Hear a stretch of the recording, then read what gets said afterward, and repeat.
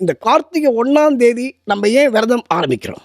நாம் இன்றைக்கு கோடான கோடி மக்கள் ஐயப்பனை தரிசனம் செய்ய சபரிமலைக்கு போகிறோம்ல, அந்த சபரிமலை அந்த கோவிலுக்கான அடிக்கல் நாட்டு விழா நடந்த நாள் கார்த்திகை 1ஆம் தேதி.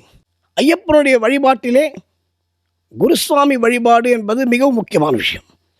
இதில் என்ன பெரிய விஷயம் அப்படின்னா, இந்த ஐயப்பனுடைய அடிக்கல் நாட்டு விழா, இந்த ஆலயத்தினுடைய அடிக்கல் நாட்டு விழா நடந்த பொழுது தேவாதி தேவர்கள் இருக்கிறார்கள், பந்தளராஜா இருக்கார், அகஸ்தியர் இருக்கார், எல்லாருமே இருக்காங்க, பரசுராமர் இருக்கார்.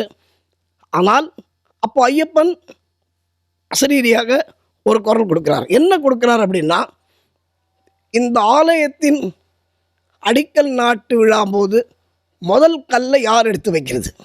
எல்லாருக்கும் சந்தேகம். அகஸ்தியர் அவளாக இருக்கார், நம்ம தான் வைக்க போகிறோம். பந்தளராஜா ரொம்ப சந்தோஷமாக இருக்கார், நான் வளர்த்த பையன், அதனால் என்ன தான் வைக்க சொல்லுவார் அப்படின்னு. எல்லாரும் ஆவலாக இருக்கும் பொழுது ஐயப்பனுடைய அசரீரி ஒலிக்கிறது. என்ன ஒலிக்கிறது அப்படின்னா, ஐயப்பன் சொல்கிறாரு, இந்த அடிக்கல் நாட்டு போது முதல் கல்லை என்னுடைய குருநாதர் எடுத்து வைக்க வேண்டும்னு ஐயப்பன் சொல்கிறார். எல்லாரும் ஆடி போயிடுறாங்க. அப்போ ஐயப்பனுடைய குரு தான் சபரிமலையின் அடிக்கல் நாட்டும் பொழுது முதல் கல்லை எடுத்து வைத்தவர் ஐயப்பனுடைய குரு.